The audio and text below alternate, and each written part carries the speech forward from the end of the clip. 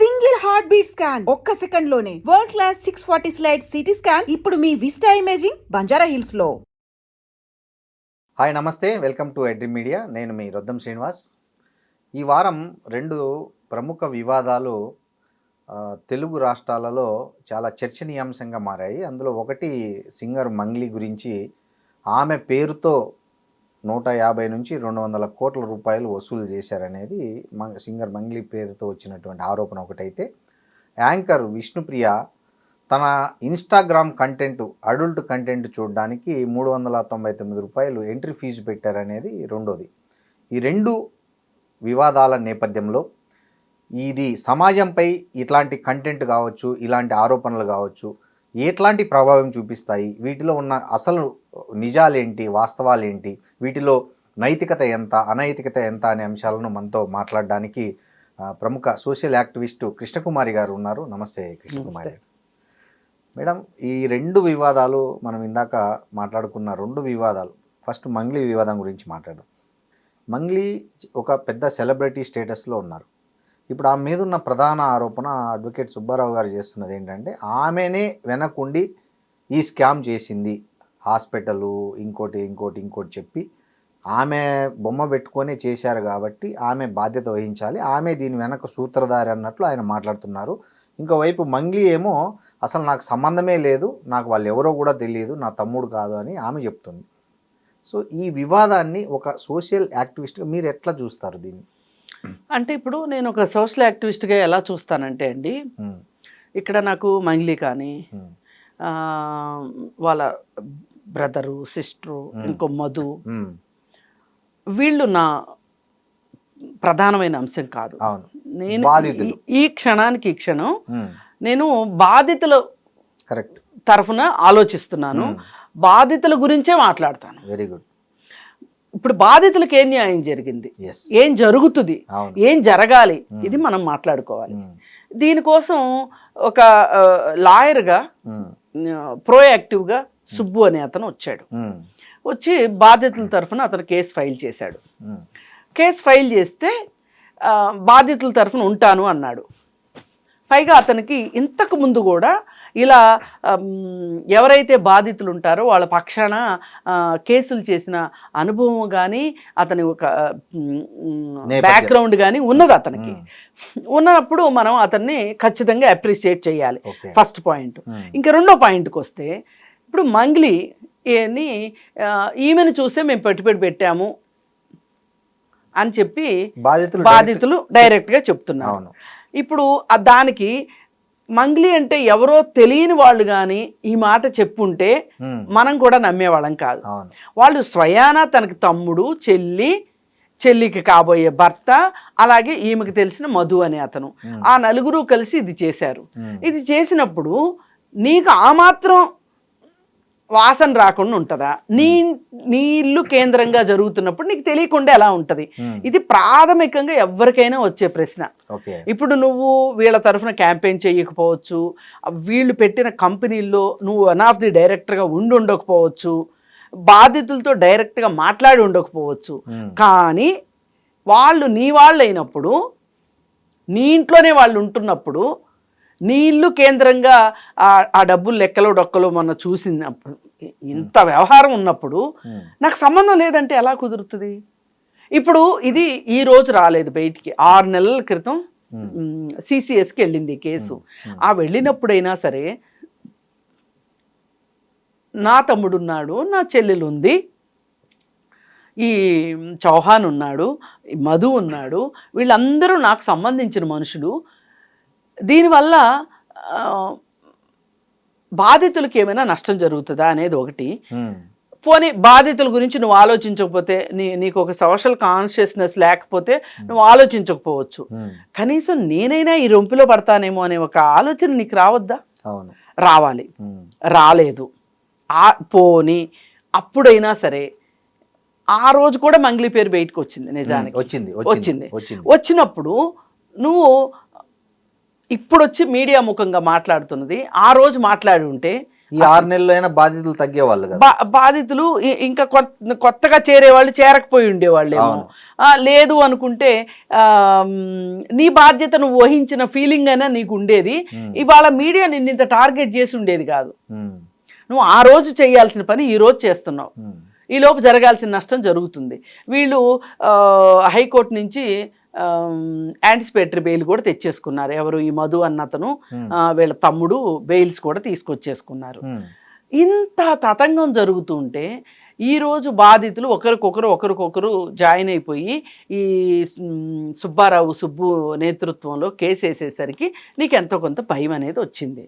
భయం వచ్చి ఏం చేసావు నువ్వు? వెంటనే నీకు తెలిసిన ఒక సినిమా డైరెక్టర్కి ఫోన్ చేసి, అన్న నీకు సుబ్బు తెలుసు కదా, అతనితో నేను కొంచెం ఇబ్బందిగా ఉంది, అతనితో నేను సరిగా మాట్లాడలేకపోయాను, కొంచెం నువ్వు ఏదన్నా కొంచెం మాట్లాడతావా అని అడిగావు. అడిగితే ఆయన చాలా ప్రోయాక్టివ్గా మీటింగ్ అరేంజ్ చేశాడు.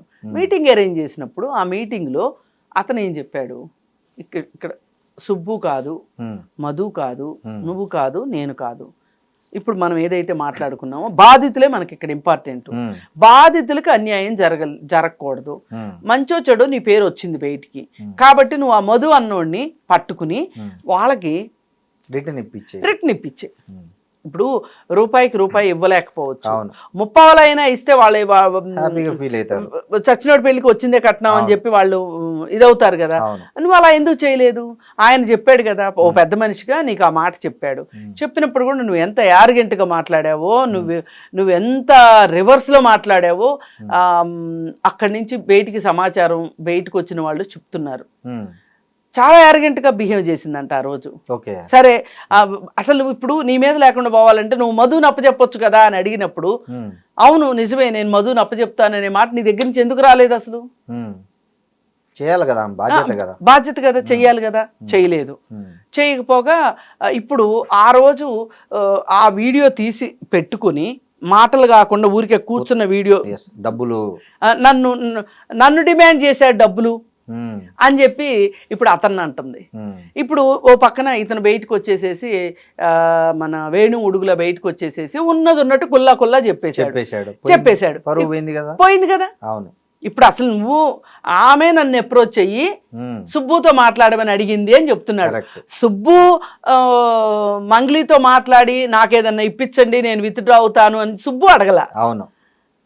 నువ్వు వేణు ఉడుగులను అడిగావు, సుబ్బుని పిలిపించి కొంచెం మాట్లాడు అని. ఈ ఉద్దేశం ఏంటి అంటే ఆ క్షణానికి ఆ క్షణం సరే సుబ్బు ఇంకా నాకు ఎందుకులే ఇదంతా, నేను విత్డ్రా అయిపోతాను కేసులో నుంచి అని అవ్వాలని ఈమె అనుకుంది. అవును. అక్కడ అది కుదరకపోయేసరికి ఇప్పుడు అతను యథావిధిగా ఆయన కేసు పని ఆయన చూసుకుంటుంటే ఈలోపు నువ్వు ఇంక ఇది బాగా దగ్గరకు వచ్చేస్తుంది, పీక్ వచ్చేస్తుంది అన్నప్పుడు నువ్వు బయటకు వచ్చి మీడియా ముఖంగా ఏం చెప్పావు? నువ్వు చెప్తున్నవి ఏవైతే ఉన్నాయో అవి తేలిపోయాయి మీడియా ముందు. ఏంటి? అతనికి బిగ్ బాస్కి వెళ్ళాలని ఉంది, నాకు ఫేమ్ ఉంది కాబట్టి నాతో పెట్టుకొని అతను ఫేమ్ అవ్వాలనుకుంటున్నాడు, శ్రీముఖి అంటే క్రష్ ఉంది. అసలు ఇప్పుడు నువ్వు మధ్యలో శ్రీముఖిని తీసుకురావాల్సిన అవసరం ఏంటి? అదే కదా. అంటే అతని వ్యక్తిత్వం గురించి చెప్పదలుచుకుంది. అంటే అతనిని వీక్ చెయ్యాలని చెప్పి అతన్ని తగ్గించాలి. ఇప్పుడు అతనికి వాళ్ళ సొసైటీలో అతను పేదల పక్షాన బాధితుల పక్షాన ఉన్నాడు అనే ఒక ఫీలింగ్ని పోగొట్టడం కోసం అతను ఇదంతా ఎందుకు ఈ బాధితులను అడ్డం పెట్టుకుని ఆయన సొంత ప్రయోజనం కోసం చేస్తున్నాడు అని క్రియేట్ చేయదలుచుకుంది. ఆ క్రియేట్ చేయదలుచుకుంటే అది చూసే వాళ్ళకి ఆ మాత్రం అర్థం కానంత అమాయకులు ఎవరు ఉండరు ఇవాళ.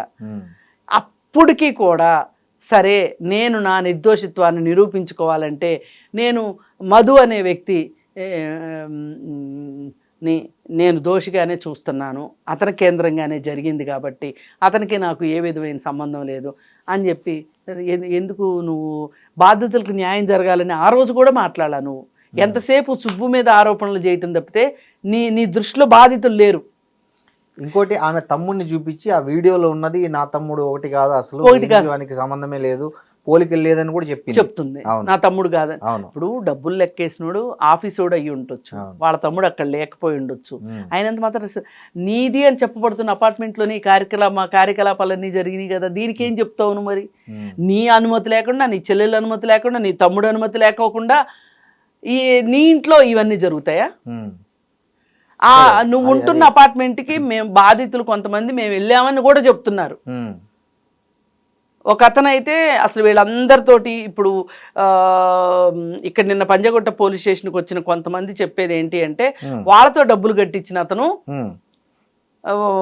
ఒకరోజు ఫోన్ చేస్తే నేను మా మంగ్లీ మేడం వాళ్ళ గృహప్రవేశం అపార్ట్మెంట్ గృహప్రవేశంలో ఉన్నాను అని చెప్పి ఆ తర్వాత వీళ్ళని అపార్ట్మెంట్కి తీసుకెళ్ళాడు. వాళ్ళు చెప్తున్నారు, నీ అపార్ట్మెంట్ అడ్రస్తో సహా చెప్తున్నారు, ఇప్పటికి 4-5 సార్లు వచ్చామని చెప్తున్నారు. దీనికి ఏం చెప్తావు సమాధానం? ఇక ఇంత పుట్టి మునిగిన తర్వాత ఇవాళ చాలా తెలివిగా సజ్జనార్ గారి దగ్గరికి వెళ్ళి ఆయనకి నా పైన నన్ను ఇబ్బంది పెడుతున్నాడు సుబ్బు అనే అతను, ఇప్పుడుకొచ్చింది నేల మీదకి వచ్చి ఇప్పుడు ఏమంటుంది, బాధితులకి న్యాయం చెయ్యండి,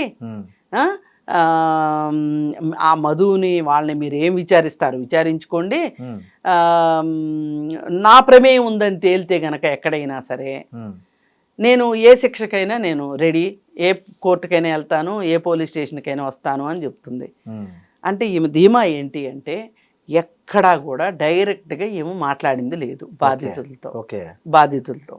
అలాగే వాళ్ళు పెట్టిన కంపెనీలు ఏవైతే ఉన్నాయో ఆ కంపెనీలో ఏ కంపెనీలో ఏమో డైరెక్టర్గా లేదు. ఇప్పుడు కోర్టుకి ఏం కావాలి? సాక్ష్యాలు కావాలి. సాక్ష్యాలు లేకుండా ఏం మాట్లాడిన ఏం ఉపయోగం? ఇప్పుడు ఆ కంపెనీలో డైరెక్టర్ ఎవరు, మేనేజింగ్ డైరెక్టర్ ఎవరు? కానీ ఈ డబ్బులు ఏ అకౌంట్ లేకపోయాయి, అవి ఎక్కడ విత్డ్రా అయ్యాయనే ఇన్వెస్టిగేషన్ ప్రాపర్గా జరిగితే అంటే అయినా మంగ్లీకి ఎక్కడ పట్టుబడదు ఇది. ఎందుకంటే ఆ కంపెనీ అకౌంట్లోకి వెళ్ళి ఆ కంపెనీలో వీళ్ళ తమ్ముడు వీళ్ళ చెల్లెలు ఆ కంపెనీ డైరెక్టర్లుగా ఉన్నారనుకోండి, అప్పుడు తమ్ముడు చెల్లైనా దాని కిందకి వస్తారు కదా. అంటే వస్తే కూడా ఇప్పుడు ఒక మినిస్టర్ తమ్ముడు మోసం చేశాడు అని తేలింది అనుకోండి, ఇప్పుడు డైరెక్ట్ గా మినిస్టర్ మాట్లాడలేదు అనుకోండి, మినిస్టర్ని ఎట్లా మనం చట్టం పరిధిలోకి తీసుకొస్తాం? కష్టం. ఇప్పుడు ఆమె ధీమా అదే. టెక్నికల్ గా కష్టము, టెక్నికల్ గా చాలా కష్టం. కానీ మోరల్ గా ఎథికల్ గా నువ్వు బాధితుల తరఫున నిలబడాలి అంటే నీ వాళ్ళ గోల్డ్ లోడ్ కొట్టైనా సరే వాళ్ళకి డబ్బులు కట్టాలి. ఇప్పుడు వాళ్ళంతా కలిసే ఉంటారు అనుకుంటా కదండి, ఫ్యామిలీ అంతా ఒకే కంబైన్డ్ గానే ఉంటారు. అదే కదా మరి. ఓకే, అందుకే ఆమెకు తెలియకుండా అయితే జరిగేద్దు. కానీ నాకు తెలియదు అని ఆమె చెప్తే ఎవరేం చేయగలరు? ఆమె చెప్తుంది, ఒక సింగర్ గా నాకు ఎంత పాపులారిటీ వచ్చింది, నాకు ఎంత డబ్బులు అవసరమే లేదు, నాకు కోట్ల రూపాయల డబ్బులు కావాలనుకుంటే నేను ఎన్నికల్లో నిలబడినప్పుడే అవి కొన్ని పార్టీలు కొన్ని కోట్లు ఆఫర్ చేశాయి, నేను తీసుకోలేదు, నాకు ఈ స్కామ్ చేయాల్సిన అవసరం ఏముంది అని ఆమె అప్పీల్ చేస్తుంది. మరి ఇప్పుడు నీ పేరు చెప్పి వాడుకున్నారు, ఆ డబ్బులు నువ్వు తిన్నావని వాళ్ళు అనట్లా, నీ పేరు చెప్పి నీ బొమ్మ చూపించి వాళ్ళు మోసం చేశారు. ఇదైతే మటుకు జరిగి ఉండొచ్చు కదా. ఇప్పుడు ఒకళ్ళు కాతే ఒకళ్ళైనా అందరూ ఎందుకు చెప్తారు అదే మాట? అందుకని ఏంటి అంటే ఈమె స్వయంగా ఈమె ప్రమేయం ఉండొచ్చు లేకపోవచ్చు, టెక్నికల్ గా నేను అనేది. మోరల్ గా మటుకు ఈమెకి ఎథికల్ గా ఈమెకు తెలియకుండా అయితే జరగలేదండి. మేడం, ఇప్పుడు జనాలు కూడా ఒక మంగ్లీ అయితే ఎందుకు అంత బ్లైండ్ గా బిలీవ్ చేసి డబ్బులు కడతారు? అదే జనాలది కూడా ఖచ్చితంగా మనం ఇది ఇక్కడ మనం జనాల గురించి కూడా మాట్లాడుకోవాలి. ఎందుకు జనాలు కూడా చాలా చిన్న చిన్న ఎంప్లాయీస్, అక్కడ నేను వచ్చిన వాళ్ళని చూస్తుంటే చెప్తున్నారు, మేము చిన్న చిన్న ఎంప్లాయీస్ చిన్న చిన్న జాబులు చేసుకుంటాము ఇట్లా మా అని వాళ్ళు చెప్తుంటే నాకు బాధ అనిపించింది. వాళ్ళకి ఎంత అండి, మహా అయితే ప్రైవేట్ కంపెనీలు 20,000 25,000 జీతాలు ఇస్తే చాలా ఎక్కువ. ఆ దానిలోనే మిగిల్చుకొని జాగ్రత్త చేసుకొని 5 లక్షలు 10 లక్షలు. అసలు ఇప్పుడు నేను ఆ లిస్ట్ చూశానండి, ఆ లిస్ట్ చూశాకే నేను ఇంత ఇదిగా బాధితుల తరఫున మాట్లాడుతున్నా. వాళ్ళు బ్యాంక్ ట్రాన్స్ఫర్ చేశారా, చెక్తో ట్రాన్స్ఫర్ చేశారా, ఆన్లైన్ ట్రాన్స్ఫర్ చేశారా, అన్ని డీటెయిల్స్ తోటి దాదాపు 9.5-10 కోట్లకు సంబంధించిన ఆధారాలు నేను చూశాను. జనాల దగ్గర నుంచి అయితే వీళ్ళకి డబ్బులు వచ్చినాయి. అలాగే ప్రామిసరీ నోట్లు, వీళ్ళు సంతకాలు పెట్టిన ప్రామిసరీ నోట్లు ఉన్నాయి. ఇప్పుడు కొంతమందికి నిజంగానే మంగ్లీ తమ్ముడు చెల్లెలు ఉన్నారా సంతకాలు చేసిన వాళ్ళలో? ఇప్పుడు కంపెనీ డైరెక్టర్ ఎవరు సైన్ పెడతారు, వీళ్ళ ఆ కంపెనీలో వీళ్ళ హోల్డ్ ఏంటో మనకు తెలియదు. కానీ మధు అనే అతను మెయిన్ పర్సన్. ఈ చౌహాన్ అనే అతను, ఉమ్, ఈ తమ్ముడు చెల్లి, వీళ్ళందరూ ఉన్నారు దీంట్లో. అయితే వీళ్ళైతే డబ్బులు ఇచ్చిన మాట వాస్తవం, బాధితులు ఉమ్, ఇలా రకరకాలుగా ఇచ్చారు. ఏం చెప్పారు వాళ్ళకి, మీకు 6 నెలల్లో రిటర్న్స్ ఇస్తాము, సంవత్సరంలో రిటర్న్స్ ఇస్తాము, హాస్పిటల్ పెడుతున్నాము, స్కూల్ పెడుతున్నాము, సిమెంట్ ఫ్యాక్టరీ పెడుతున్నాము, రియల్ ఎస్టేట్ వెంచర్ వేస్తున్నాము, మీ అందరికి 200 గజాల ల్యాండ్ ఇస్తాము, మనం బోళ్ళు ల్యాండ్ కొన్నాము, ఇలా రకరకాలు. ఇప్పుడు ఆఖరికి మంగ్లీ సొంత విలేజ్కి ఇంటికి కూడా వెళ్ళిన వాళ్ళు ఉన్నారు, వెళ్ళామని చెప్తున్నారు. పలానా ఊరు, పలానా తండా అనంతపురం జిల్లా గుత్తి దగ్గర ఏదో తండాకి వెళ్ళామని కూడా చెప్తున్నారు. అసలు ఈమె మొత్తం నాకు సంబంధం లేదు అని చెప్పటము, టెక్నికల్ గా లేదు కాబట్టి ఆ టెక్నికాలిటీని అడ్డం పెట్టుకొని, అసలు టెక్నికల్ గా ఉన్న వాళ్ళే ఇవాళ చేతులు ఎత్తేస్తున్న రోజులండి. చూస్తున్నాము ఆర్థిక నేరాలు మనం చూస్తున్నాము. ఇప్పుడు వాళ్ళు చేశారులే కాబట్టి మేం చేసాం కాబట్టి ఇంకోళ్ళు చేస్తారంటే కుదరదు. ఇప్పుడు నిన్న గుజరాత్ది ఒక ప్రైవేట్ బ్యాంకు ఈ డిపాజిట్స్ స్వీకరించే ఒక సంస్థ బోర్డు తిప్పేసింది, ఆ లోపలమని ఏడుస్తున్నారు. ఇప్పుడు ప్రతిరోజు భారతదేశంలో ఏదో ఒక మూల ఒక స్కామ్ జరుగుతుంది. ఇప్పుడు దీనికి పెట్టుబడి పెట్టే వాళ్ళు ఎవరండి? సామాన్య ప్రజలు. ఇంకా వీళ్ళని మనం ఎంతవరకు అయ్యో పాపం అనొచ్చు అంటే, ఏ బెట్టింగ్ యాప్ల్లోనో పెట్టకోకుండా ఇట్లా డిపాజిట్ ఇట్లా పెట్టారు. కొంత కేసు పురోగతి చెందితే కొంచెం పోలీసులు సిన్సియర్ గా చేస్తే ఎంతో కొంత డబ్బైనా వెనక్కి వస్తాయి వీళ్ళకి. కాకపోతే జనాలు కూడా ఇవాళ డబ్బుకి ప్రాధాన్యత పెరిగి చాలా తక్కువ కాలంలో చాలా ఎక్కువ డబ్బులు సంపాదించాలి అనే ఒక తాపత్రయం మనుషుల్లో పెరిగింది. ఒక స్పెండింగ్ పిచ్చి కూడా పెరిగింది, బాగా ఖర్చు పెట్టాలి. ఇప్పుడు పెళ్లి చేయాలి అంటే ఉన్నా లేకపోయినా ఏదో ఒకటి చేసి పెళ్లి చేయాలి. దానికోసం ఏం చేస్తారు, ఇప్పుడు ఈ డబ్బులు ఇచ్చిన వాళ్ళలో కొంతమంది ఓ 2 ఏళ్లలోనో సంవత్సరంలోనో అమ్మాయిదో అబ్బాయిదో పెళ్లి ఉంది అనుకోండి, ఇప్పుడు అనుకోకుండా ఎక్కువ ఖర్చు పెట్టుకోవచ్చు, పెద్దగా పెళ్లి చేసుకోవచ్చు కదా అని ఆశపడిన వాళ్ళు ఉన్నారు. అందుకే ప్రభుత్వాలు కూడా ఇలాంటి ప్రైవేట్ ఫైనాన్సర్స్ని, ప్రైవేట్ ఫైనాన్స్ కంపెనీలని ఇలా ప్రైవేట్గా ఇట్లా డబ్బులు ఎవరు కలెక్ట్ చేసినా సరే చట్టానికి విరుద్ధంగా అసలు వాళ్ళకి ఆ అవకాశమే లేకుండా చేసింది అనుకోండి ప్రభుత్వం, ఈ ప్రజలు ఏం చేస్తారు, వాళ్ళ డబ్బును తీసుకెళ్లి ఏ గవర్నమెంట్ బ్యాంకుల్లోనూ పెట్టుకుంటారు. లేదు అనుకుంటే ఏదైనా పొలం వచ్చి చిన్నో పెద్దో ఏదో ఒకటి కొనుక్కుంటారు. ఇవాళ వాళ్ళు 2 సంవత్సరాల క్రితం డబ్బులు పెట్టారనుకోండి, దీంట్లో అనుకుందాం 2 సంవత్సరాల క్రితం బంగారం రేట్ ఎంత తక్కువ, 50,000 ఉండేది మహా అయితే. ఇప్పుడు 1,40,000, 3 రెట్లు పెరిగింది, 200% పెరిగింది. యాక్చువల్ వాళ్ళ ఇన్వెస్ట్మెంట్ గోల్డ్ లో చేసిన దీనికంటే ఎక్కువ డబ్బులు వచ్చాయి. అంటే బంగారం ఎంత పెరుగుతుందని వాళ్ళు ఊహించలేదు. కానీ ఒకటండి, ఎవరికైనా సేఫ్ ఇన్వెస్ట్మెంట్ ఏంటి అంటే, ఈ రోజు ఇంట్లో కూర్చుని కూడా నువ్వు బంగారం అమ్ముతాను, ఒక బంగారం షాపు ఫోన్ చేసి బంగారం అమ్ముతానంటే ఇంటికి వచ్చి దండం పెట్టి తీసుకెళ్లే పరిస్థితి వచ్చింది. ఎప్పుడైనా బంగారానికి నువ్వు బ్యాంకులో పెట్టుకోవచ్చు, అంటే కుదవ పెట్టుకోవచ్చు, అమ్ముకోవచ్చు, ఈజీ లిక్విడిటీ ఉంది. అట్లాంటిది సేఫ్ ఇన్వెస్ట్మెంట్ చేయండి. అధిక వడ్డీలకి ఆశపడి మట్టుకు మీరు ఎండమావులు వెంట పరిగెట్టొద్దు. మేడం, నిన్న చూశారు మీరు, సుబ్బారావు వర్షన్ చూశారు, మంగ్లీ వర్షన్ చూశారు. నిన్న పంజాగుట్ట పోలీస్ స్టేషన్ దగ్గర మీరు ఈ 2 వర్షన్లో చాలా వైరుధ్యం ఉంది. అతను చెప్పేది ఒక కంప్లీట్ వన్ సైడ్ ఉంది, ఈమె చెప్పేది కంప్లీట్ ఇంకో సైడ్ ఉంది. మీరు ఈ రెండిట్లో ఏది కరెక్ట్ అని మీరు ఫీల్ అయ్యారు? ఒకటండి, అతను లాయర్ అండి, బాధితుల తరఫున లాయర్ అతను. అతను బాధితుల తరఫున లాయర్ కాబట్టి మనం అతనికే ఓటేయాలి, ఎందుకంటే అతను బాధితుల వైపు ఉన్నాడు కాబట్టి. నేను అటే ఓటేస్తా. ఇకపోతే నిన్న ఇంకో చిన్న తమాషా కూడా జరిగింది. కేసును డైవర్ట్ చేయడానికో మరి ఏంటో తెలియదు కానీ అతనికి బ్రీత్ అనలైజర్ టెస్ట్ చేశారు, అది 27 పాయింట్లు వచ్చింది. అయితే అసలు అలాంటి ఒక సన్నివేశం ఎందుకు చోటు చేసుకుంది అనేది ఇప్పుడు ఒక పెద్ద బిగ్ క్వశ్చన్. అవును కదా, ఇప్పటి వరకు జరగలే. ఇప్పుడు ముందు రోజు రాత్రి తాగున్నారనుకోండి, లేట్ నైట్ డ్రింక్ చేశారనుకోండి, ఆ మాత్రం పాయింట్లు వస్తాయంట. ఆయన చెప్పాడు ఆ మాట. దానికి పట్టుకొని అతని వ్యక్తిత్వాన్ని పక్కన పెట్టడం కరెక్ట్ కాదు. ఇప్పుడు మంగ్లీ చెప్పినట్టు అతనికి శ్రీముఖ్ అంటే క్రష్ ఉంది అని చెప్పటం చాలా తప్పు. ఇక్కడ దానికి దీనికి పోలిక అసలు పొంతనే లేదు. అసలు బాధితుల కరెక్టా కాదా, డబ్బులు ఇచ్చింది నిజమా కాదా, డబ్బులు మీరు వసూలు చేసింది నిజమా కాదా అనేది పాయింట్ ఇక్కడ. అవును, ఇవన్నీ బట్టతలకి బోడిగుండికి ముడేసినట్టు ఉంది తప్పితే చాలా అసలు ఏమాత్రం పొంతం లేని విషయాలు మాట్లాడుతుంది మంగ్లీ. మొన్న ప్రెస్ మీట్ లోనూ అట్లాగే మాట్లాడింది, ప్రెస్ తోటి నిన్న అలాగే మాట్లాడింది. ఏదైనా ఎందుకో ఈ మధ్య మీరు చూడండి, ఆమె వరుస వివాదాల్లో కూరుకుపోతున్నారు. ఆ మధ్య ఒక ఫామ్ హౌస్ లో బర్త్డే సెలబ్రేషన్స్ దొరికితే టాస్క్ ఫోర్స్ వాళ్ళు పోయి చేసే పర్మిషన్ లేదని చేసుకున్నారు. ఇది ఒకటి. అంతకుముందు కూడా ఇంకోటి ఏదో ఓ పాట పాడింది, దాంట్లో అసభ్య పదజాలం ఉందని చెప్పి అదొక కాంట్రవర్సీ నడుస్తుంది. అంతకుముందు టీటీడీ బోర్డు మెంబర్గా ఉండి ఒక్కరోజు కూడా కనీసం టీటీడీ గురించి ఏ రోజు ఏం పట్టించుకోలేదని ఒక కాంట్రవర్సీ ఉంది. ఎస్విబిసి మెంబర్ ఆ పార్టీకి ప్రచారం చేసిందని ఇలా రకరకాలుగా పార్టీకి ప్రచారం చేసింది కాబట్టి ఎస్విబిసి మెంబర్ ఇచ్చారు ఆవిడ దానికి సంబంధించి ఏమీ చేయలేదు అని చెప్పి. ఏదైనా అండి, మనుషుల్లో కొంచెం హుందాతనము, నమ్రత, సంయమనము ఇట్లాంటి కొన్ని పబ్లిక్లోకి వచ్చేవాళ్ళు. అవును, ఇప్పుడు ఇంట్లో ఉండేవాళ్ళు ఎలా ఉన్నా ఎవరికి పట్టదండి. ఇప్పుడు మనం ఒక కెమెరా ముందు మాట్లాడుతున్నాం, ఓ మైక్తో కెమెరా ముందు మాట్లాడుతున్నాం. మనం మాట్లాడే మాటలు చూసి ఏంటి వీళ్ళు ఇంత పనికిమాలిన మాటలు మాట్లాడుతున్నారని కానీ, ఇలా పిచ్చి మాటలు మాట్లాడుతున్నారని కానీ, ఇలా అన్పార్లమెంటరీ లాంగ్వేజ్ వాడుతున్నారని కానీ ఎవరన్నా అన్నారనుకోండి, ఇంకా ఆ రోజుతో మనం ఆపేయటం కరెక్ట్. అంతే కదా.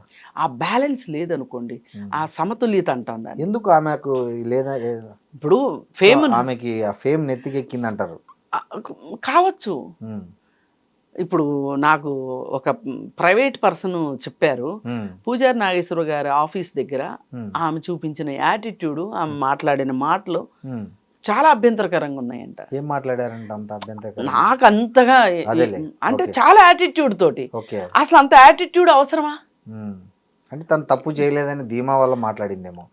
ఇప్పుడు క్లియర్ గా నీకు అంత భయమే లేకపోతే నువ్వు ఇంట్లో కూర్చో. అసలు వేణుగుడుగులతోటి మధ్యవర్తిత్వం చేయించాల్సిన అవసరం ఏమొచ్చింది నీకు?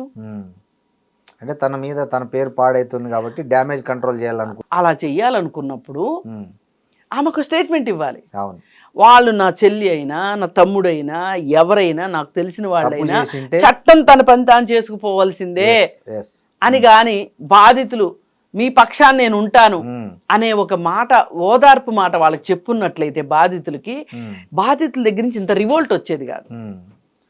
ఇక్కడ విషయం ఇంకోటండి, ఆ బాధితులు వస్తున్నారు బయటికి, ఈ తప్పు చేసిన వాళ్ళు ఎక్కడ కనపడట్లే. ఎవరైతే ఈమె పేరు చెప్పి వసూలు చేసినారంటున్నారో వాళ్ళు ఎక్కడున్నారు, వాళ్ళు ఏమైనారు, వాళ్ళ మీద ఎఫ్ఐఆర్ అయింది కదా, వాళ్ళ మీద కేసు నడుస్తుంది కదా, వాళ్ళు ఎక్కడున్నారు, అసలు వాళ్ళని ఇన్వెస్టిగేషన్ చేస్తున్నారా ఏందనేది, అంటే యాజ్ ఎ మీడియా పర్సన్ నాకు కూడా అవగాహన లేదు. అంటే క్రైమ్ కేసులు చూసే వాళ్ళు ఎవరికన్నా తెలుస్తుందేమో గానీ మనం అది మనకి ఎలా అంటే జనరల్ గా ఎక్కడ మీడియాలో రిపోర్ట్ వీళ్ళు అరెస్ట్ అయినారు, వీళ్ళు లేకపోతే వాళ్ళు ముందే యాంటిసిపేటరీ బెయిల్ తెచ్చుకున్నారండి. వాళ్ళకి ఏ భయం లేకపోతే యాంటిసిపేటరీ బెయిల్ ఎందుకు తెచ్చుకుంటారు? ఇప్పుడు మీరు ఎందుకు తెచ్చుకోలేదు, నేను ఎందుకు తెచ్చుకోలేదు, వాళ్ళు ఎందుకు తెచ్చుకున్నారు? అంటే యాంటిసిపేటరీ బెయిల్ తెచ్చుకున్న వాళ్ళు మంగ్లీ చెల్లెలు తమ్ముడు కూడా ఉన్నారా? అది నాకు తెలియదు. మధు అయితే తీసుకొచ్చుకున్నాడు, ఇంకొక డైరెక్టర్, మరి ఆ చౌహాన్ కావచ్చు లేకపోతే మంగ్లీ తమ్ముడు కావచ్చు, వాళ్ళు తీసుకొచ్చుకున్నారు.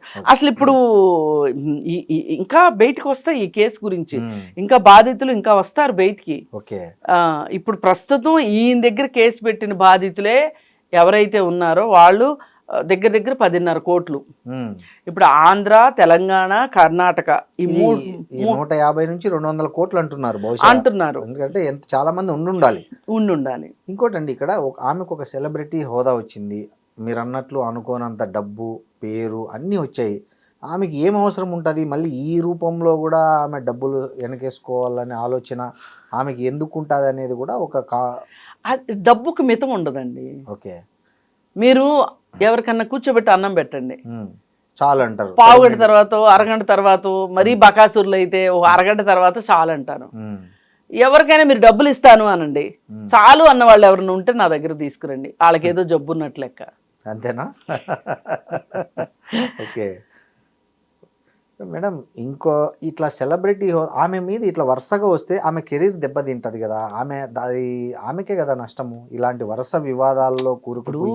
ఒకటండి, ఉమ్, మనకి లింగ నిర్ధారణ పరీక్షలను ఉన్నాయి. అవును. ఒక డాక్టరే చేస్తుంది అవును. అనుకోండి. ఉమ్, ఒక డాక్టర్ చేసినప్పుడు ఇప్పుడు మహా అయితే నువ్వు ఆ లింగ నిర్ధారణ పరీక్ష చేస్తే నీకు 5,000 వస్తాయి అనుకుందాం. పోనీ 5,000 ఇచ్చారు అనుకుందాం. అవును. ఇప్పుడు ఇది బయటకు వస్తే నీ లైసెన్స్ క్యాన్సిల్ అవుతుంది అని తెలిసి కూడా ఎందుకు చేస్తారు? 5,000 కక్కుర్తిపడి. ఇప్పుడు అసలు వీళ్ళు ప్రాక్టీస్ చేసుకుంటే ఇంకా చాలా వస్తాయి కదా. అవును. అదే ఓకే. లాజిక్, అదే సూత్రం ఇక్కడ ఇంప్లిమెంట్. అంతే. ఓకే. చాలా మందికి ఉమ్, ఒక పాయింట్ వచ్చిన తర్వాత బ్రెయిన్ పనిచేయడం మానేస్తుందండి. ఉమ్, ఇప్పుడు హత్యలు చేస్తున్నారు ఉమ్. ఈ మధ్య కాలంలో ఎక్కువైనాయి. మీరు గమనించారు కదా, మంగ్లీని కూడా మీరు చాలా కాలం నుంచి చూస్తారు. ఆమె మొదటికి ఇప్పటికి ఏం తేడా గమనించారు మీరు? చాలా మంది అంటారు మాటలో తేడా వచ్చింది అని అంటున్నారు. ఉమ్, ఆవిడ పలకరింపులో తేడా వచ్చింది. ఆ పాత అప్పుడు మాట్లాడినంత అమాయకంగా కానీ, అంటే జనరల్గా ఎప్పుడు అమాయకంగా ఉండరు అనుకోండి, అవును. స్టేజ్ బై స్టేజ్ మారుతారు అనుకోండి. ఉమ్. కానీ ఏదో ఒక సెలబ్రిటీ హోదాని తను ఎక్కువ చూపిస్తుంది, యాటిట్యూడ్ చూపిస్తుంది. ఆ యాటిట్యూడ్ వల్ల ఈ సమస్య ఇక్కడ దాకా వచ్చిందండి. ఇంకోటండి, నేను ఈ మధ్య ఒకటి విన్నాను. ఆమెను చదివించి ఆమె మ్యూజిక్ నేర్పడానికి ఎంత సహాయం చేసింది రూరల్ డెవలప్మెంట్ ట్రస్ట్ అని అనంతపురం జిల్లాలో ఉంటది. ఆ ట్రస్ట్ లో ఈమె చాలా హెల్ప్ తీసుకుందని చెప్తారు. ఆర్డిటిలో ఆర్డిటి ఎఫ్ఆర్సి ఏదో లైసెన్స్ ఏదో రెన్యువల్ చేయక వాళ్ళు చాలా ఇబ్బంది పడ్డారు. అవునవును. ఆ సంస్థ తరపున చాలా మంది లబ్ధిదారులు వచ్చి రోడ్డు ఎక్కారు, ర్యాలీలు చేశారు, నిరసన ప్రదర్శనలు చేశారు, మెమొరాండంలు ఇచ్చారు. కానీ ఈమె ఎక్కడ కూడా ఈ రోజు వరకు తన జీవితానికి అంత వెలుగునిచ్చిన ఆ సంస్థ గురించి ఎక్కడ ఒక్క మాట మాట్లాడలేదు, కొంచెం కూడా కృతజ్ఞత లేదు అని చాలా మంది ఆమె మీద సోషల్ మీడియాలో పోస్ట్ పెట్టడం నేను చూశాను. ఇది వాస్తవమే. నాకు ఇది తెలీదు. ఆమె ఆర్డిటి తరఫున వాళ్ళ దీనిలో ఈమె చదువుకుంది, పెద్దదైంది అనే సంగతి నాకు తెలీదు. కానీ ఆ సంస్థ ద్వారా ఆ ఏరియాలో ఎంతో మంది చదువుకున్నారు, ఎంతమంది ఈమె ఒకరు. కానీ అక్కడ చదువుకుని ఫారిన్ వెళ్ళి వాళ్ళు కూడా డబ్బులు పంపిస్తున్నారు. వాళ్ళందరూ లెటర్లు రాశారు, పిఎంకి లెటర్లు రాశారు, దీనికి చేయండి, రెన్యువల్ చేయండి అని. చాలా రోడ్డు ఎక్కారు, ర్యాలీలు చేశారు, ధర్నాలు చేశారు. ఈమె కనీసం స్టేట్మెంట్ కూడా ఇవ్వలేదని అక్కడ వాళ్ళే సోషల్ మీడియాలో పెట్టారు. నాకు కూడా తెలియదు ఈ విషయం. అవును, ఆ విషయంలో ఎక్కడా కనీసం ఎందుకు అంటే ఆమెకు అంత తీరిక లేదు. అసలు తనకు లైఫ్ ఇచ్చిన వాళ్ళ గురించి ఆలోచించే తీరిక ఆమెకు ఏమండి. సీఎంకి 24 గంటలు ఉంటే పిఎంకి 24 గంటలు. వాళ్ళ మాకు తీరికలేదని చెప్తున్నారా? నీళ్లు ఇవ్వటం కానీ, బాత్రూములు కట్టించడం కానీ, స్కూల్స్ బాగు చేయటం కానీ, చాలా అసలు అలాంటి ఎన్జిఓ ఇండియాలో అతి తక్కువ ఎన్జిఓల్లో అదొక ఎన్జిఓ అని చెప్తారు. నిజమే, అది చాలా గొప్ప విషయం. అక్కడ కూడా ఈమె కృతజ్ఞత చూపించలేదు అనేది. అది ఏదైనా అండి, పోగొట్టుకున్నాక కానీ ఏదైనా విలువ తెలియదండి. ఇవాళ దానిలో ఆమె భాగస్వామ్యం పంచుకుని ఉన్నట్లయితే, ఆందోళనలో కానీ వాటిలో కానీ ఆమె భాగం అయ్యి ఉంటే ఇవాళ వచ్చినందుకు గాను ఆమెకు ఎంత సంతోషంగా అనిపించేది. ఇప్పుడు మనకు ఆ ఆర్డిటి దీంతో మనకు సంబంధమే లేదు. మనం లబ్ధి పొందిన వాళ్ళం కాదు, ఆ లబ్ధి పొందిన వాళ్ళతోటి మాట్లాడిన వాళ్ళం కాదు. పేపర్లో వచ్చిన వార్తలను బట్టి అయ్యో దానికి రావాలి, ఆ ఫారిన్ ఫండ్స్ రెన్యువల్ చెయ్యాలి అని చెప్పి కోరుకున్నాము. వచ్చిన తర్వాత అమ్మయ్య చాలా మందికి అవసరమైన వాళ్ళకి ఉపయోగపడుతుంది ఆ సంస్థ అని చెప్పి సంతోషపడ్డారు. కానీ అందులో సంబంధం ఉన్న ఆవిడ ఎందుకు ఫీల్ అవ్వలేదు అని అంటే, ఇక దీన్ని బట్టి మనకు అర్థమయ్యేది ఏంటి అంటే, ఆమెకి కావాల్సింది ఏంటి? ఆమె ఫేము, ఆమె డబ్బులు, ఆమె సెలబ్రిటీ హోదా, అంతకు మించి ఏది అవసరం లేదు అనేది క్లారిటీ వచ్చేసింది.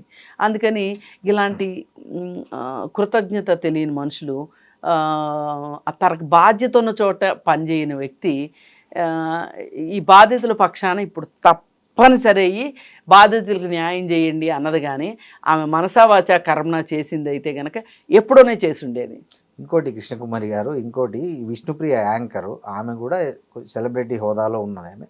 ఆమె కాంట్రవర్సీ ఒకటి నడుస్తుంది. ఆమె ఏంటంటే తన ఇన్స్టాగ్రామ్లో 399 రూపీస్ పే చేస్తే ఆమె సంబంధించిన ఎక్స్పోజ్ చేసే కంటెంట్ను చూపిస్తా అనేది ఒక ఇది పెట్టిందంట. ఇది ఈ మధ్య బాగా తరచుగా జరుగుతుంది, చాలా చోట్ల జరుగుతుంది. ఈవెన్ ఫారిన్ కంట్రీస్లో కూడా ఇవి ఈ తరహా సెలబ్రిటీలకు ఉపాధి లేక సంథింగ్ డబ్బులు అవసరమయ్యి ఈ కంటెంట్ చేస్తున్నారు. మన ఇండియాలో కూడా కొన్ని చోట్ల జరుగుతుంది, ముంబై లాంటి చోట. ఆమె దీనికి తెరలేపారు. దీని మీద విజయవాడలో కేసు నమోదైంది. సో దీన్ని ఎట్లా చూడాలి మనం? అంటే సమాజం వికృత రూపంగా చూడాలా, లేకపోతే సెలబ్రిటీల అవసరాలకు వాళ్ళ ఆదాయానికి మధ్య వచ్చిన వ్యత్యాసంగా చూడాలా, ఎలా చూడాలంటారు దీన్ని? అంటే అండి పెద్ద పెద్ద సోషియాలజిస్టులు కానీ వాళ్ళు చెప్పే మాట ఏంటి అంటే, నీ వృత్తి అది నీకు ఉపాధిని అందించేదిగా ఉండాలి, అవును, వేరొకరిని ఇబ్బంది పెట్టేదిగా ఉండకూడదు, వేరొకరికి నష్టం కలిగించేదిగా ఉండని ఉపాధిని ఎంచుకోవాలి అని చెప్తారు. అవును, అలా వచ్చే డబ్బులే నీకు పూర్తి సంతోషాన్ని ఇస్తాయి. నువ్వు ఆ డబ్బులతోటి నువ్వు జీవితంలో చాలా సంతోషంగా ఉంటావు. అవును, అంటే సింపుల్గా చెప్పాలి అంటే వేరే వాళ్ళకి నష్టం కలిగించే ద్వారా వచ్చే డబ్బులు అవి మంచిది కాదు అని. అవును, ఆ ఉద్దేశం అది. అవును. మరి ఇప్పుడు ఈవిడ చేసే యాక్టివిటీ, ఈవిడ కావచ్చు, ఇలాగ చేసే ఎవరైనా సరే, లోకల్ వాళ్ళ, ఈ రాష్ట్రం వాళ్ళ, ఈ దేశం వాళ్ళ, అంతర్జాతీయం అనేది ఎవరు సంబంధం లేదు. ఎవరు చేసినా సరే, ఎంత గొప్ప వాళ్ళు చేసినా ఇది తప్పు. ఎందుకంటే మానవ బలహీనతల్ని ఆసరాగా చేసుకొని సొమ్ము చేసుకోవటం అనేది ఉంది చూసారా, దానికి వాళ్ళని అలవాటు చేయడం. ఒక రకంగా ఒకప్పుడు తల్లిదండ్రులు ఇద్దరు పనికి వెళ్ళేటప్పుడు పిల్లలకి నల్ల మందు పెట్టి పనికి వెళ్ళేవాళ్ళు, వాళ్ళు ఏడవకుండా ఉండటానికి. అంటే వాళ్ళు స్లీపింగ్ స్టేజ్లో ఉండటానికి. ఎందుకంటే వాళ్ళకి ఏంటి, ప్రైమరీ ఏంటి, ఈ రోజు పనికి వెళ్ళిపోతే ఈ రోజు తిండి ఉండదు. అవును, అది వాళ్ళు సంపాదించేది వాళ్ళ కోసం కావచ్చు, ఈ బిడ్డ భవిష్యత్తు కోసం కూడా కావచ్చు, కాదనలేము. కానీ ఈ బిడ్డకి ఈ నల్లమందు వల్ల ఎలాంటి ప్రభావం పడుతుంది, భవిష్యత్తులో ఎంత నష్టపోతాడు అనేది వాళ్ళు ఊహించలేరు. కానీ ఈరోజు మనకి డబ్బులు వచ్చేదానికోసం వేరే వాళ్ళని ఒక మత్తులోకి తీసుకెళ్లడము, ఒక అశ్లీలత వైపు నడిపించటము, అలా చేయడం ద్వారా వచ్చే డబ్బులు నీకు ఖచ్చితంగా సంతోషాన్ని అయితే ఇవ్వవు కదండి. ఈ సభ్యత, సంస్కారం అనేవి పక్కన పెడితే ఇట్లాంటి యాప్ల వల్ల యూత్ మొత్తము పక్కదారి పట్టే, అదే కదా. అంటే వాళ్ళ అదే నేను నీకు డబ్బులు వస్తాయేమో, వాళ్ళకి కాసేపు సంతోషం వస్తుందేమో చూసినందువల్ల, కానీ వాళ్ళ విలువైన సమయాన్ని వాళ్ళు కోల్పోతున్నారు, వాళ్ళ బాధ్యతలను పక్కన పెట్టేస్తున్నారు. ఇప్పుడు ఒక స్టూడెంట్ ఉన్నాడండి, స్టూడెంట్కి బాధ్యత ఏంటి చెప్పండి? చదువుకోవటం. తల్లిదండ్రుల బాధ్యత ఏంటి?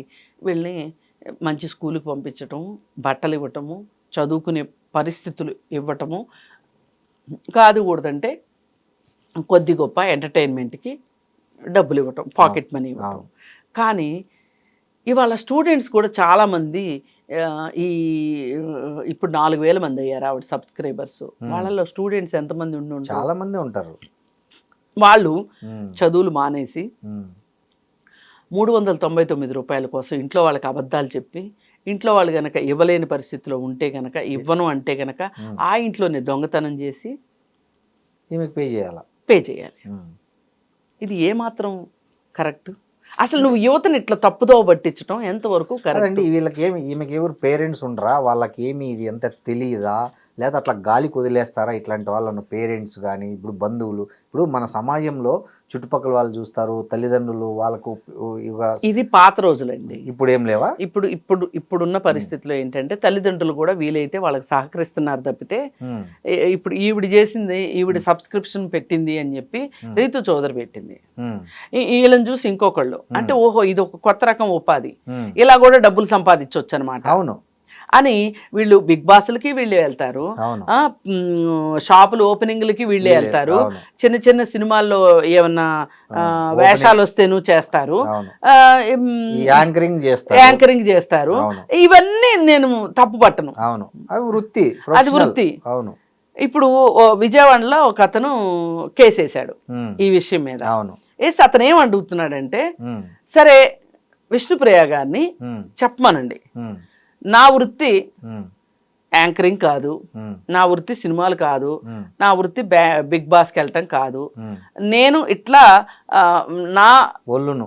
నా శరీరాన్ని చూపించి ఉమ్, నేను స్కిన్ షో చేసి నేను డబ్బులు సంపాదించుకుంటమే నా వృత్తి అని చెప్పమనండి అని అడుగుతున్నాడు ఉమ్, ఓ చిన్నపిల్లాడు.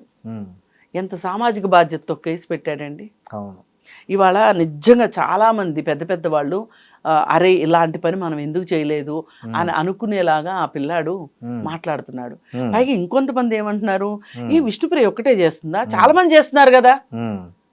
అంతే కదా. ఇప్పుడు జడ్జి అడిగాడు అనుకోండి, ఈ హత్య నువ్వు ఎందుకు చేసావు, నీకు శిక్ష పడుతుందని తెలియదా అంటే, నేను ఒక్కడేంటి చాలా మంది చేస్తున్నారు అంటే శిక్ష ఏమన్నా తగ్గిస్తారా? తగ్గిరు కదా. శిక్ష నేరమే కదా. నేరానికి మీరు గమనించారా, ఆమె పోలీస్ స్టేషన్కి వెళ్ళి అక్కడికి వెళ్ళినప్పుడు ఒక రిపోర్టర్ అడిగాడు ఎంత డబ్బు సంపాదించారు దీని ద్వారా అంటే, ఆమె గట్టిగా చెవులు మూసుకొని మమ్మీ అంటుంది. అంటే ఏంది, ఏమర్థం చేసుకోవాలి అసలు? ఎప్పుడు పోలీస్ స్టేషన్కి వెళ్ళింది? ఎక్కడో ఆమె చూసా, వీడియో చూసాను, నేను చూసాను. ఇది పాతదా లేకపోతే ఈ రోజుదో నాకు అర్థం కాలేదు. ఆయన డైరెక్ట్ గా అడిగాడు ఎంత సంపాదించారు మీరు ఇలా సబ్స్క్రిప్షన్ పెట్టి డబ్బులు అని. ఒక రిపోర్టర్ మైక్ పెట్టి అడిగితే మమ్మీ అని చెవులు మూసుకుంటుంది. అంటే ఏమని అర్థము? వాళ్ళ అమ్మ చెప్పాలనే సమాధానం దానికి? అంటే నాకు అర్థం కాలే మామూలుగా. ఇంతకు ముందు బెట్టింగ్ యాప్స్ కి ప్రమోట్ చేసింది. అవును. ఆ రోజు నేను ఇంకెప్పుడు ఇట్లా చెయ్యను అని అన్నది. అవును కదా. అవును. మళ్ళీ ఇప్పుడు అది అయిపోయింది. ఇది అసలు వీళ్ళకి డబ్బు సంపాదించడం తప్పితే రెండో పనే లేదు. డబ్బు యావదప్ప సామాజిక బాధ్యత ఏమీ లేదు. ఇప్పుడు దీనివల్ల నష్టం ఏంటి అంటే, ఇది మొదటి స్టెప్. ఇది అయిపోయిన తర్వాత పోర్నుకు అలవాటు పడతారు. ఈ రెండు అయిపోయిన తర్వాత గంజాయి, డ్రగ్స్, వీటన్నిటిలోకి వెళ్ళిపోయిన తర్వాత విషవాలయం, ఈ విషవాలయంలోకి వెళ్ళిన తర్వాత వాళ్ళకి ఇంకా డైరెక్ట్ గా ఎవరినన్నా అత్యాచారం చేయాలనిపించింది అనుకోండి, వాళ్ళకేది తప్పు అనిపించదు. సమాజంలో నేరాలు పెంచే ప్రవృత్తిని వీళ్ళు ఎంకరేజ్ చేస్తున్నారు. ఇది స్టార్టింగ్ స్టెప్. అవును. అందుకు నేను ఇంత వ్యతిరేకిస్తున్నా. కాదండి, ఇప్పుడు వీళ్ళు సెలబ్రిటీస్ అయ్యి ఇంత డబ్బు సంపాదించి పేరు వచ్చిన తర్వాత షోలు మీరు అన్నట్లు అన్ని రకాల డబ్బు సంపాదిస్తున్నారు. ఈ అడల్ట్ కంటెంట్ను కూడా ప్రమోట్ చేసుకొని డబ్బు సంపాదిస్తే రేపు వాళ్ళకు ఒక వ్యక్తిగత జీవితం అనేది ఒకటి ఉండదా? వాళ్ళను పెళ్లి చేసుకున్న వాళ్ళు మనశ్శాంతిగా ఉంటారా? లేదు వాళ్ళకు పుట్టబోయే పిల్లలు కానీ వాళ్ళు కానీ ఫ్యూచర్లో ఇది డిజిటల్ కంటెంట్ ఎక్కడికి పోదు, ఇది ఎక్కడో ఒక చోట రికార్డ్ అవుతుంది. ఇప్పుడు వాళ్ళందరూ ఎలా ఉన్నారు, రాజకీయ నాయకుల దగ్గర నుంచి వ్యాపారస్తుల దగ్గర నుంచి ఈ రోజు ఏంటి, సినిమా వాళ్ళు కానీ ఈ రోజు మాకు కలెక్షన్స్ వచ్చినాయా లేదా?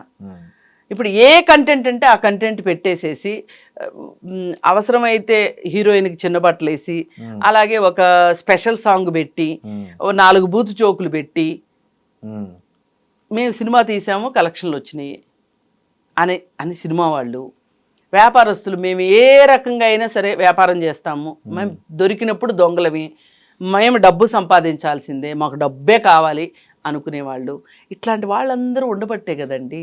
ఇప్పుడు ఏ రాజకీయ నాయకుడైనా మీరు చూడండి, మీరు కూడా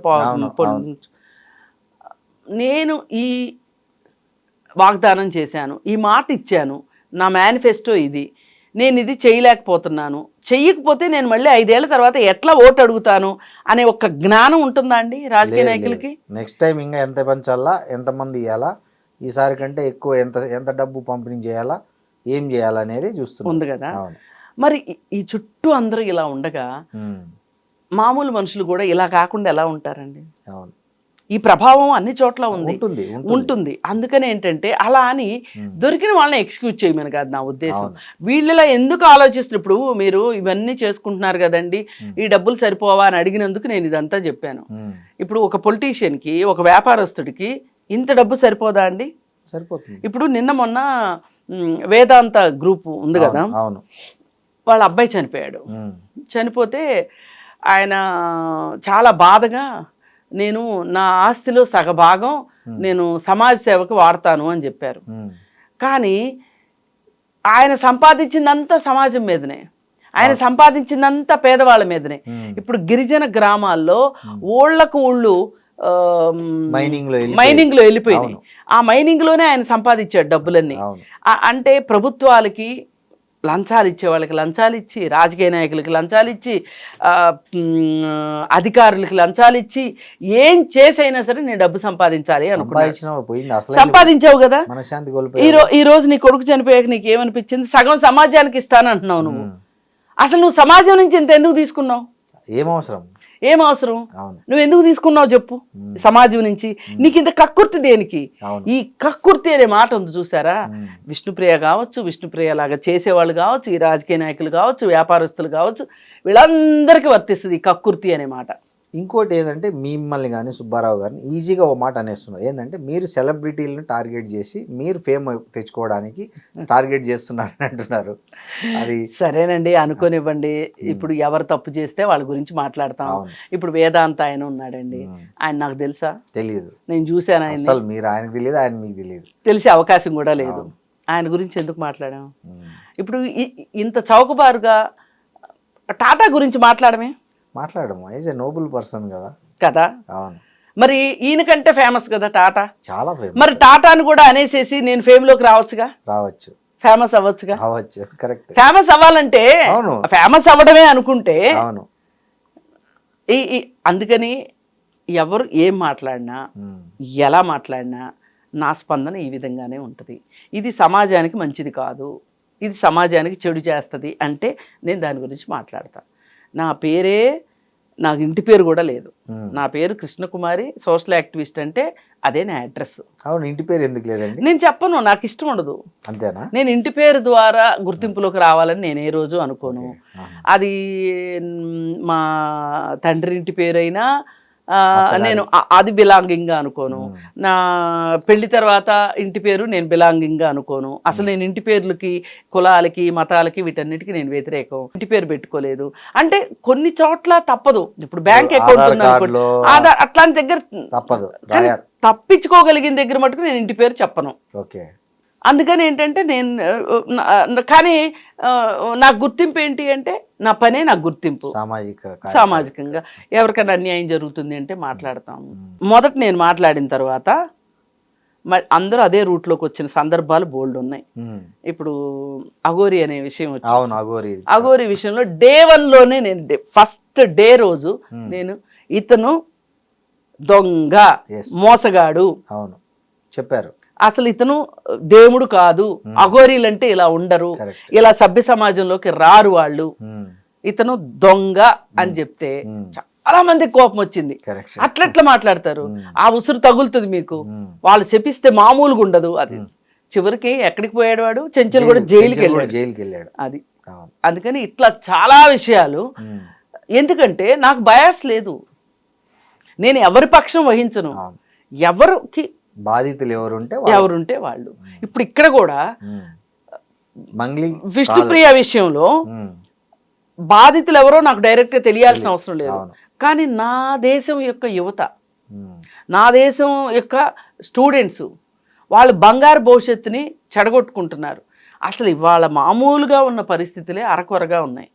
తల్లిదండ్రుల ఆదాయాలు సరిగ్గా లేవు, చదువులు అంతంత మాత్రంగా ఉన్నాయి, చదువుకున్న తర్వాత ఉద్యోగం రావటం కష్టంగా ఉంది.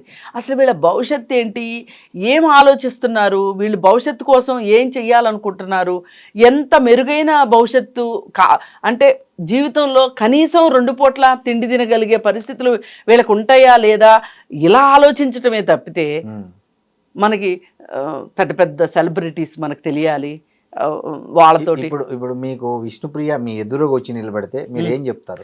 నేను ఒకటే చెప్తాను, మీరు చేసేది తప్పు, అది సమాజానికి వ్యతిరేకమైన పని అని చెప్తాను మొదటగా. ఆ తర్వాత చట్టానికి వ్యతిరేకమైంది అని కూడా చెప్తాను. ఇప్పుడు మనకి క్లియర్గా మనకి అబ్సెనిటీ, న్యూడిటీ అని మనకు ఒక చట్టం ఉంది. ఆ చట్టం ప్రకారం ఈవిడ పెట్టే ఫోటోలు, సోషల్ మీడియాలో పెట్టే ఫోటోలు అభ్యంతరకరం. ఇప్పుడు ఇలాంటి ఫోటోలే, ఇలాంటి ఎక్స్పోజింగ్ సినిమాల్లో కూడా ఉంది అని ఆమె అనొచ్చు, ఖచ్చితంగా అంటది. అంటే దానికి ఒక సెన్సార్ ఉంది. మేము సెన్సార్ మీద కూడా ఫైట్ చేస్తున్నాం. కానీ ఒక దొంగ ఉన్నాడని ఒక దొంగను చూసి ఇంకొకళ్ళు మేము అలాగే చేస్తామంటే కుదరదు కదా, దొందు అంటే కుదరదు కదా. అందుకని మీరు ఇలా చేయడం కరెక్ట్ కాదు. ఇప్పుడు మీకు 1,40,000 మంది మీ సైట్ని మీ ఫాలోవర్స్ ఉన్నారు. అవును. ఈ ఫాలోవర్స్ కాకుండా ఉమ్, సబ్స్క్రైబర్స్ అని చెప్పి మీరు 399 రూపాయలు పెట్టడం వల్ల ఉమ్, మీకు ఇప్పుడు 4,000 మంది సబ్స్క్రైబర్స్ వచ్చారు. ఉమ్. ఈ 4,000 మంది ఇచ్చిన డబ్బులు ఏవైతే 16 లక్షలు. 16 లక్షలు వచ్చినాయి మీకు. ఉమ్, ఇప్పుడు ఈ సుమారు. 16 లక్షలు ఉమ్, ఎందుకు ఇచ్చారు వాళ్ళు? ఇప్పుడు మామూలుగా మీ సైట్లోకి వచ్చి చూసి మీ ఇన్స్టాగ్రామ్ పేజ్లోకి వచ్చి వెళ్ళిపోయే వాళ్ళకి ఉమ్, ఏం ఛార్జ్ లేదు. అవును. ఇప్పుడు ఇలా వచ్చే సబ్స్క్రైబర్స్కి మీరు ఏం స్పెషల్ చేస్తారు, ఏం స్పెషల్ చూపిస్తారని వస్తున్నారు వాళ్ళు. ఇప్పుడు ఆల్రెడీ మీరు ప్రోమో లాగా కొన్ని ఫొటోస్ పెట్టి సబ్స్క్రైబ్ చేసుకోండి అని చెప్తున్నారు మీరు. ఉమ్, ఉమ్. అంటే ఈ ఫోటో ఇప్పుడు ట్రైలర్ రిలీజ్ చేస్తారండి అవును, సినిమాలకి. అవును, అవును, అవును. అంటే సినిమా ఎలా ఉంటుందో ట్రైలర్ చెప్తుంది కదా మనకి. అవును, అవును. ఇప్పుడు ఒక పుస్తకం ఉందంటే వెళ్ళి చూసిన వాళ్ళు చెప్తున్నారులే అక్కడ అడల్ట్ కంటెంట్ ఉందని. దానికంటే ముందు ఎవరో చెప్పక్కర్లేదు, అవును, నీ ట్రైలరే చెప్తుంది. నీ ట్రైలరే చెప్తుంది. ఉమ్, నువ్వు వదిలిన 2-3 ఫోటోలే చెప్తున్నాయి ఉమ్, సబ్స్క్రైబ్ చేసుకోమని చెప్తున్నావు. ఉమ్. అబ్బో ఇలా కూర రుచి చూస్తేనే ఇంత రుచి చూస్తేనే ఇంత బాగుంది అనుకున్నప్పుడు కూర మొత్తం తిందామని అనుకుంటారు కదా అనుకుంటారు, ముఖ్యంగా యూత్. అందుకని వాళ్ళ బలహీనతల్ని మీరు సొమ్ము చేసుకోవద్దని మాత్రమే చెప్పగలరు. థ్యాంక్ యూ కృష్ణ కుమారి గారు. Thank you. Thank you.